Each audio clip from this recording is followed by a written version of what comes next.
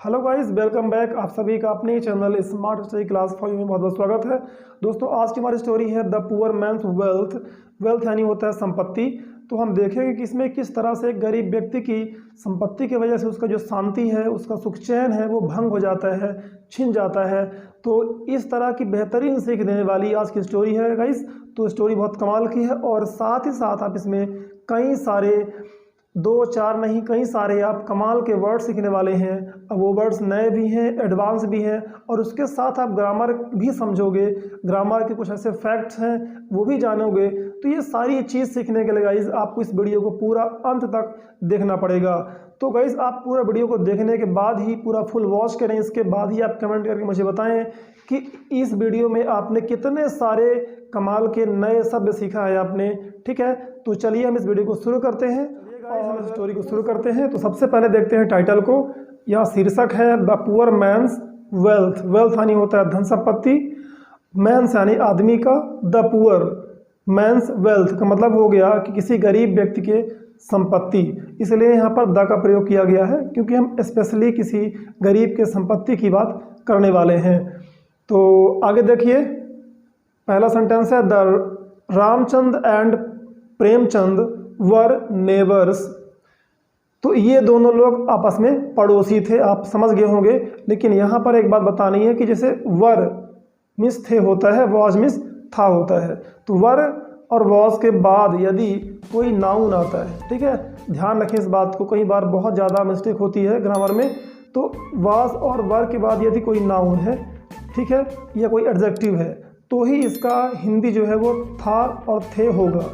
और अगर इसके बाद वर्ब का थर्ड फॉर्म आता है तो वो सेंटेंस पैसिव वॉइस का हो जाता है, जिसकी हिंदी था और थी नहीं होती। उसमें उसका मतलब होता है कि ऐसा बनाया गया या ऐसा किया गया, जो कि आप इस स्टोरी को देखकर पूरा समझकर आप समझ सकते हैं। अगर आपने कई सारी स्टोरी मेरी पढ़ी भी होगी, देखी भी होगी, तो आपको ये बात समझ में आ जाएगी। ठीक है, फिलहाल चलिए हम आगे बढ़ते हैं। तो नेक्स्ट है Ramchandra was a poor farmer. तो जो रामचंद्र था वो एक गरीब छोटा किसान था। Premchand was a land Lord. वहीं पर जो प्रेमचंद था वो एक जमींदार था। ठीक है, जमींदार यानी भूमि का स्वामी, उसको हम लैंड लॉर्ड कहते हैं। लैंड का मतलब भूमि होता है और लॉर्ड मीन्स स्वामी होता है। तो जो ज़मीन का मालिक है उसको हम जमींदार या भूमि का स्वामी कह सकते हैं। तो प्रेमचंद भूमि का स्वामी था यानी जमींदार था, और रामचंद एक गरीब व्यक्ति था। ठीक है, नेक्स्ट है Ramchand used to be very relaxed and happy. जो रामचंद था, गरीब व्यक्ति जो था, वो बहुत ही रिलैक्स्ड और हैप्पी रहता था, यानी शांत और खुशहाल रहता था। यूज्ड टू बी का मतलब होता है कि ऐसा कुछ होता था या रहता था। तो टू बी का मतलब होता है होना, और यूज्ड लग गया तो मतलब कि ऐसा होता था या रहता था। तो रामचंद बहुत ही शांत और आनंद में रहता था। ठीक है, he never bothered to close the doors and windows of his house at night. Bother means होता है परेशानी उठाना या कष्ट उठाना या परेशान करना। ठीक है, दोनों होता है। तो यहाँ पर बात यह है कि ही नेवर बदर्ड, वो कभी नहीं कष्ट उठाता था। नेवर मिस कभी नहीं, तो वो कभी कष्ट नहीं उठाता था खिड़की और दरवाज़ों को बंद करने के लिए। एट नाइट, रात में। ठीक है, एट नाइट ही बोलते हैं इसको, इन नाइट नहीं बोलेंगे। तो रात में अपने घर की खिड़की दरवाज़ों को बंद करने के लिए वो कष्ट नहीं उठाता था। ठीक है, क्योंकि वो एक निष्फिकर व्यक्ति था, बहुत आराम से और टेंशन फ्री रहता था, ज़्यादा टेंशन नहीं लेता था। He had deep sound स्लीप्स। तो हैड मतलब होता है कोई चीज़ पास में थी या लेना या रखना। ठीक है, इस सेंस में हम यूज़ करते हैं। तो हैड का प्रयोग पास्ट में होता है। तो he had deep sound स्लीप्स। Deep sound sleep मतलब होता है गहरी नींद। तो वो गहरी नींद लेता था, हमेशा बढ़िया चैन से गहरी नींद में सोता था। Although he had no money he was peaceful. Although means यद्यपि, यद्यपि उसके पास पैसे नहीं होते थे। ठीक है, फिर भी वो बहुत पीसफुल था। पीसफुल मतलब होता है आराम पूर्वक या शांति पूर्वक रहने वाला, तो वह बहुत पीसफुल व्यक्ति था, ठीक है। जबकि उसके पास पैसे ज़्यादा नहीं थे, क्योंकि उसके पास संतोष था, एक सेटिस्फैक्शन था उसके अंदर। जिस व्यक्ति के अंदर शांति और आनंद होता है वो ज़्यादा चिंता नहीं करता और खुशहाल रहता है, ठीक है। चलिए आगे बढ़ते हैं। Premchand used to be very tense always. तो यूज्ड टू बी का मतलब मैंने आपको ऊपर बता दिया है। तो यहाँ पर आप देखिए कि ऑलवेज मीन्स हमेशा, ठीक है। तो इसका मतलब हो गया इस सेंटेंस का कि प्रेमचंद हमेशा जो है बेचैन और तनावपूर्ण रहता था। यूज्ड टू बी मतलब होना, तो टेंस यानी होता है बेचैन या तनावपूर्ण। टेंस से ही बना है टेंशन, आपने सुना होगा, बहुत ही कॉमन वर्ड है, लोग यूज करते हैं। टेंशन में हूँ मैं, यानी मैं तनाव में हूँ। तो टेंस एक नाउन हो गया, एडजेक्टिव का काम करता है, जिसका मतलब हो गया बेचैन या तनावपूर्ण, ठीक है। तो वो बहुत तनावपूर्ण बेचैन हमेशा रहता था, क्योंकि उसके पास संपत्ति थी, वो धनी व्यक्ति था, ठीक है। He was very keen to close the doors and windows of his house at night. Okay, तो he was very keen means होता है उत्सुक या इच्छुक, ठीक है। तो वो बहुत उत्सुक रहता था अपने घर के खिड़की और दरवाज़ों को रात में बंद करने के लिए, ठीक है, क्योंकि उसके पास संपत्ति थी, और जिस व्यक्ति के पास धन होता है, संपत्ति होती है, तो वो उसके बारे में चिंता करता ही है। उसको सुरक्षित रखने के लिए, उसको बचाने के लिए वो हमेशा थोड़ा तनावपूर्ण रहता है। He could not sleep well. Could मतलब सकता था, पास्ट में सका, कर पाया या सकता था, ठीक है। तो वह अच्छी तरह से नहीं सो सकता था, ठीक है। He was always bothered that someone might break open his safes and steal away his money. He was always bothered. तो bothered मीन्स मैंने आपको पहले ही बताया, परेशान रहना या परेशान करना। तो वह हमेशा परेशान रहता था। He was always bothered that someone might, कि समवन यानी कोई, माइट यानी शायद कहीं ऐसा ना हो जाए। तो मतलब उसको ये चिंता रहती थी, वो परेशान रहता था कि शायद कहीं कोई उसकी जो सेफ्स है, जो उसकी तिजोरी है, वो उसे कोई तोड़ कर खोले ना, और steel away his money. Steel away मतलब होता है चुरा ले जाना, स्टील का मतलब होता है चुराना, ठीक है। देखिए यहाँ पर आपने स्टील वर्ड सुना होगा, लेकिन उस स्टील का मतलब अलग होता है, उसकी स्पेलिंग भी अलग होती है। वो होता है STEEL। स्टील मतलब वो जो लोहे का बना, ठीक है, मेटल है, उसको हम स्टील कहते हैं। यहाँ पर स्पेलिंग अलग है, ठीक है। इसका मतलब होता है चुरा लेना। तो स्टील अबे मतलब चुरा ले जाना। तो उसे हमेशा चिंता रहती थी कि कोई उसकी जो सेफ्स है, तिजोरी है, उसको ब्रेक करके, उसको तोड़ के, खोल कर कोई उसे चुरा लेना चाहिए। तो ये आप माइट का इस तरह से उपयोग कर सकते हैं, एक संभावना के सेंस में, संभावना के अर्थ में, ठीक है। ही एनवीड द पीसफुल रामचंद्र। एनवी मतलब होता है जलना या किसी से ईर्ष्या करना। तो ही एनवीड ये वर्ब का सेकंड फॉर्म हो गया, इसका थर्ड फॉर्म भी सेम ही होता है, इसका फर्स्ट फॉर्म एनवी होता है, ठीक है, एनवी। तो वह जलता था, ठीक है। पीसफुल रामचंद्र, शांतपूर्ण रामचंद्र से वो जलता था कि किस तरह से ये आनंद में शांतपूर्ण रहता है और मैं हमेशा बेचैन रहता हूँ, टेंस रहता हूँ। तो आखिरी वजह क्या है, तो वो उसको देखकर जलता था, ठीक है। One day Premchand call Ramchand and gave him a box full cash, ठीक है। एक दिन प्रेमचंद ने क्या किया, रामचंद को बुलाया, ठीक है। एक्चुअली यहाँ पर कॉल्ड होना चाहिए, यहाँ पर कॉल लिखा है, बाय मिस्टेक उसमें लिखा होगा कॉल्ड यानी बुलाया। चूंकि बात सिंपल पास्ट में हो रही है तो वर्ब का सेकंड फॉर्म प्रयोग होना चाहिए। तो प्रेमचंद कॉल्ड रामचंद्र। तो प्रेमचंद ने रामचंद्र को बुलाया और उसे गेव दिया अ बॉक्स फुल ऑफ कैश, यानी कैश से भरा एक बक्सा दिया, ठीक है, एक बक्सा दिया। सेइंग, ये कहते हुए, सेइंग कहते हुए, लुक माय डियर फ्रेंड, देखो मेरे मित्र, मेरे प्रिय मित्र, देखो सुनो। I am blessed with plenty of wealth.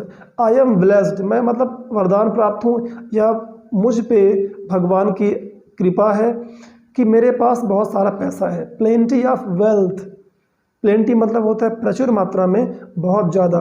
तो मेरे पास वेल्थ, धन संपत्ति बहुत ज़्यादा है। I find you in poverty, तो मैंने तुम्हें गरीबी में देखा या मैंने तुम्हें गरीबी में पाया। तो आई फाइंड, यहाँ पर भी आई फाउंड होना चाहिए, फाइंड का सेकंड फॉर्म कि मैंने पाया, ऐसा मैंने देखा। तो मैंने तुम्हें गरीबी में पाया, सो इसलिए, so take this cash and live in prosperity. So ये कैश तुम ले लो, टेक दिस कैश, इस कैश को ले लो और तुम संपन्नता में, खुशहाली में जियो। लिव यानी जियो, यहाँ पर एक इम्परेटिव सेंटेंस है, उसे ऐसा वो एडवाइस दे रहा है कि तुम ऐसा कर लो, ठीक है, उसको सलाह दे रहा है। Ramchandra was overwhelmingly happy.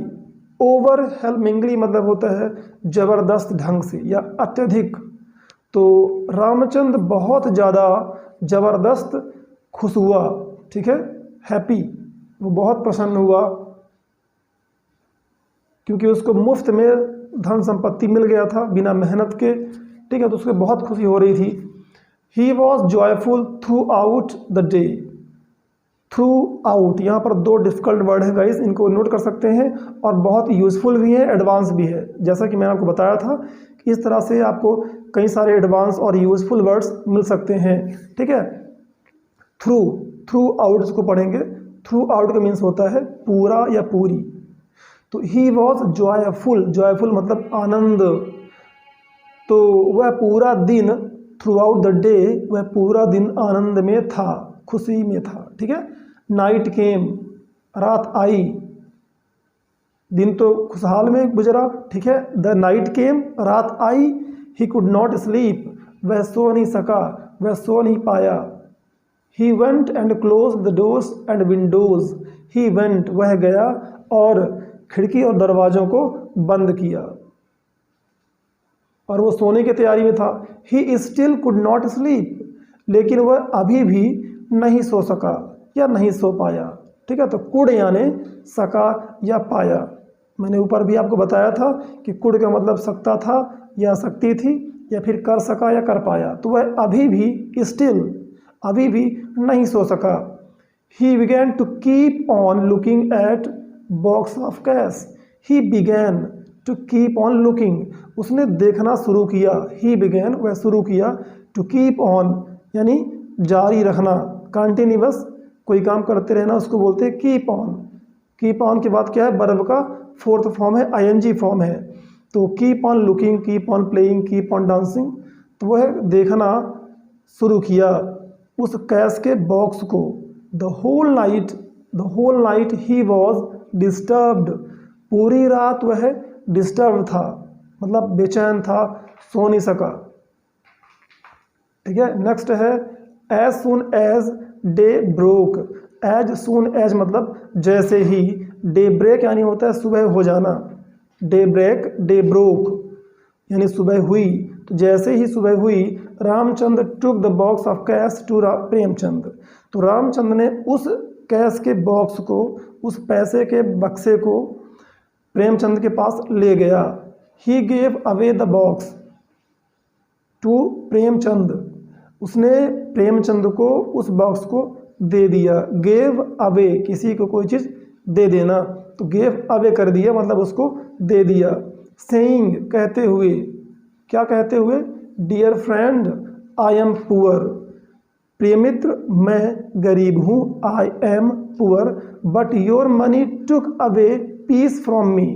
लेकिन जो तुम्हारा मनी है, तुम्हारा पैसा है, उसने मुझसे क्या छीन लिया, मेरी शांति, मेरा सुख छीन लिया। पीस फ्रॉम मी, मुझसे, पीस आने शांति, ठीक है, PEACE। और एक पीस अलग होता है, टुकड़े वाला पीस, PIECE, ठीक है ना। तो दोनों की स्पेलिंग अलग होती है। ऐसे वर्ड पे आपको बहुत ध्यान देना चाहिए क्योंकि कन्फ्यूजन होता है लिखने में, पढ़ने में। टेक अवे का मतलब होता है दूर कर देना, ठीक है। तो तुम्हारे मनी ने, तुम्हारे पैसे ने मुझसे मेरी शांति को दूर कर दिया, यानी भंग कर दिया, ठीक है। नेक्स्ट है please bear with me and take back your money. Bear with मतलब होता है साथ देना या धैर्य रखना। तो कृपया, प्लीज़ मेरे साथ थोड़ा सा साथ दो, मेरा साथ दो और धैर्य रखो और अपने पैसे को ले लो। टेक बैक योर मनी, अपने पैसे को वापस ले लो, ओके। तो टेक बैक मीन्स होता है वापस लेना। तो इस तरह से उसने उसके पैसे को वापस कर दिया। और क्यों वापस कर दिया ये आप समझ गए होंगे, ठीक है, क्योंकि इस बात पे कोई ज़्यादा टेक्निकल वो नहीं है कि आपको समझाया जाएगा। इंसान खुद इन चीज़ों को रूबरू होता है, हर दिन इन चीज़ों को देखता है, दुनिया में देखता रहता है। तो ये बात बेसिक है, बट सीखने के लिए बहुत ही ज़रूरी है कि अक्सर लोग जानते हुए भी इन बातों पे अमल नहीं करते या बहुत केयर नहीं करते, जिससे समस्याएं बढ़ती रहती हैं। तो आपको ध्यान देना चाहिए कि पैसे का इम्पोर्टेंस है। पैसा बहुत कुछ है बट पैसा सब कुछ नहीं है, ठीक है, ये बात नहीं माननी चाहिए। Money can not get everything. तो इसका मोरल है, जो शिक्षा मिलने वाली है हमें इस स्टोरी से, वो क्या है कि money can not get everything या money can not buy everything. ऐसा भी लोग कहते हैं कि पैसा हर कुछ नहीं खरीद सकता, एवरीथिंग यानी हर चीज़ पैसा प्राप्त नहीं कर सकता। Learn to be satisfied with what you have. तो सीखो, लर्न यानी सीखो, टू बी होना, सेटिस्फाइड यानी संतुष्ट। तो व्हाट यू हैव जो आपके पास है, व्हाट यू हैव जो आप तुम्हारे पास है, उसमें खुश रहना सीखना चाहिए, ठीक है। And you will always be happy, और आप हमेशा खुश रहोगे। तो फ्री में कुछ नहीं मांगना चाहिए, फ्री में चाहत नहीं रखनी चाहिए कि मुझे इतना संपत्ति मिल जाए। बहुत लोग है ना चाहते हैं, सोचते हैं कि कहीं से मुझे पैसे और सिक्कों से भरा घड़ा मिल जाए, अगर वगैरह कुछ भी है। तो बहुत ये फ्री में जो चाहत होती है ना रखने की, तो ये एक समस्या ही है, ये एक परेशानी है। तो ये नहीं रखना चाहिए। अपने मेहनत से, अपने कर्मों से जितना आप अर्न कर सकते हो, ठीक है, चाहे आप करोड़ों अरबों अर्न कर लो, वो अच्छी बात है। बट ये जो फ्री वाली है, चाहत की चाहना से कोई चमत्कार हो जाए, कोई भगवान की कृपा हो जाए, तो वो एक समस्या है, वो आप संभाल नहीं पाओगे। तो गाइस, उम्मीद करता हूँ कि आपको स्टोरी समझ में आई और अच्छी लगी होगी और आपने बहुत सारे नए वर्ड सीखा होगा। तो इस स्टोरी को लास्ट तक देखने के लिए आप सभी का बहुत बहुत धन्यवाद। फिर मिलेंगे नेक्स्ट स्टोरी में इसी तरह की इंटरेस्टिंग कहानी के साथ।